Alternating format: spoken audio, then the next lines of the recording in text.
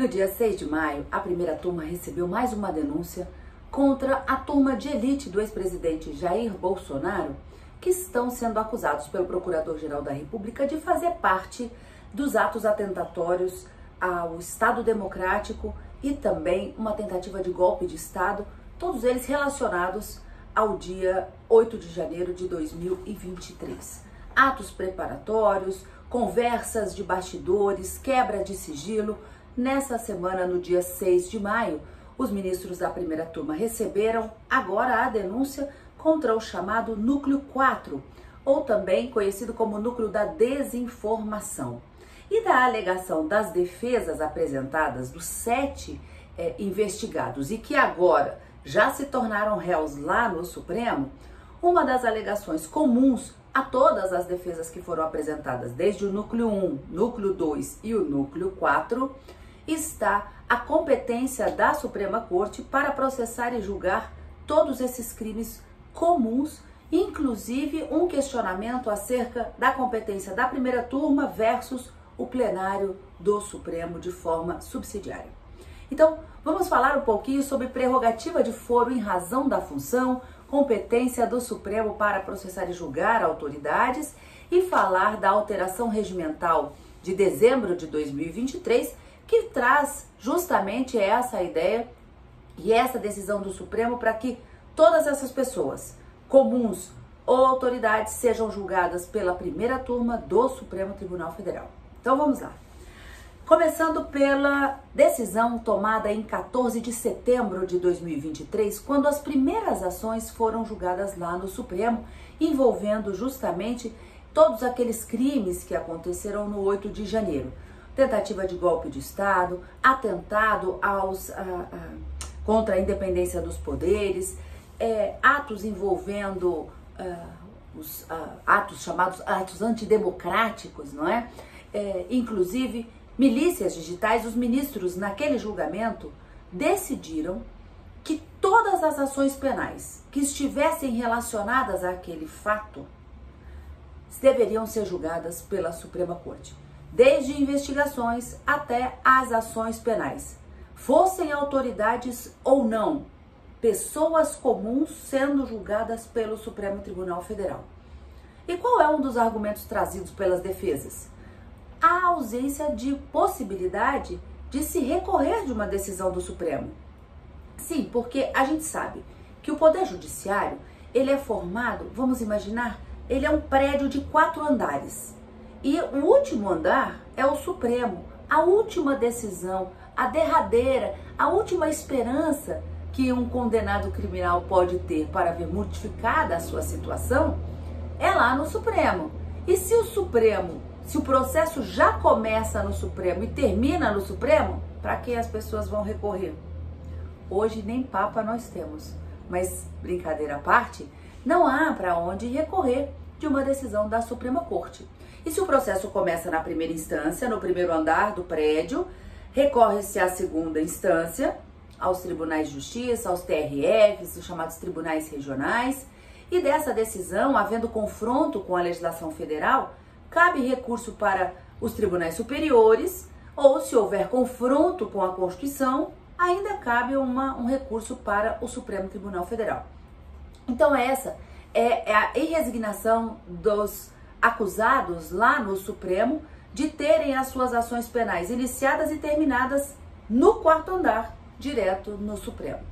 Mas nas primeiras decisões, como eu estava falando, das ações penais, foram 3 ações penais julgadas em setembro de 2023, o próprio Supremo Tribunal Federal, no plenário, decidiu que todas essas ações envolvendo esses crimes que levaram até a tentativa de golpe no 8 de janeiro de 2023 seriam processadas e julgadas lá no Supremo.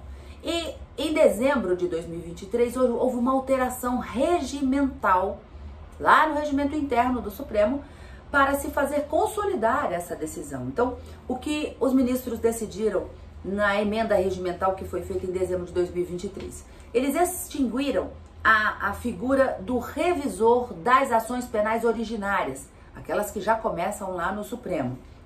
Não tem mais a figura do revisor, tem a figura do relator e os demais ministros que passam a proferir o seu julgamento e fixou a competência do plenário apenas para processar e julgar nos crimes comuns as seguintes autoridades: presidente da República e vice-presidente, presidente do Senado, presidente da Câmara dos Deputados, procurador-geral da República e os próprios ministros do Supremo.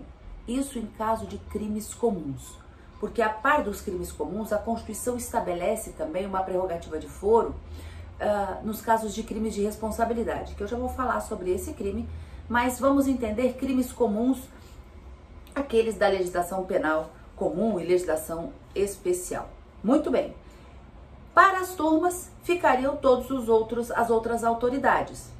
Então, no caso dos atos atentatórios ao Estado Democrático de Direito e os outros crimes, essas pessoas devem ser julgadas perante a primeira ou a segunda turma. Como o ministro Alexandre de Moraes já era o relator de vários inquéritos, acabou por prevenção sendo designados esses julgamentos para a primeira turma, já que o ministro Alexandre de Moraes compõe a primeira turma do Supremo. Vamos lá, o Supremo tem duas turmas, primeira e segunda, e é a primeira turma a responsável, portanto, pelos julgamentos tanto das pessoas comuns como das outras autoridades, que não essas elencadas na emenda regimental de dezembro de 2023. Muito bem. Jair Bolsonaro alegou na sua defesa, quando foi recebida a sua denúncia para responder por todos esses crimes, que ele deveria ser julgado pelo plenário. Mas os ministros acabaram afastando essa ideia ou esse argumento para dizer que a garantia institucional da prerrogativa de ser julgado no plenário é necessário que esteja no exercício do cargo de presidente da República. Por quê? Para o Supremo processar e julgar o presidente da República por crime comum, é preciso de autorização por 2/3 dos membros da Câmara dos Deputados. E uma vez autorizada e recebida a denúncia contra o presidente, ele é afastado por 180 dias. E quem diz isso não é o regimento do Supremo, é a própria Constituição Federal. E afastado das suas funções e autorizado pelo Congresso, o Supremo, portanto, recebida a denúncia, processa em caso de crime comum perante o plenário o presidente da República. Jair Bolsonaro é ex-presidente, não está mais no exercício do cargo, então não justifica o seu julgamento perante o plenário. Apenas o ministro Luiz Fux, que compõe também a primeira turma, fica vencido nesse ponto.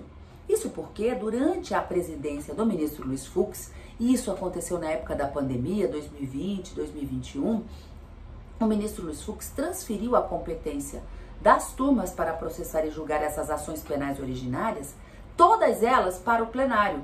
Mas quando o ministro Luiz Roberto Barroso assumiu, lá em 2023, e em razão dessas ações envolvendo os atos atentatórios ao Estado Democrático, os próprios ministros decidiram fazer voltar as ações penais para as turmas, para a competência das turmas, permanecendo então no plenário apenas essas autoridades. De novo, presidente da República e vice-presidente, presidente do Senado, presidente da Câmara, procurador-geral da República e os próprios ministros do Supremo, em casos de crimes comuns.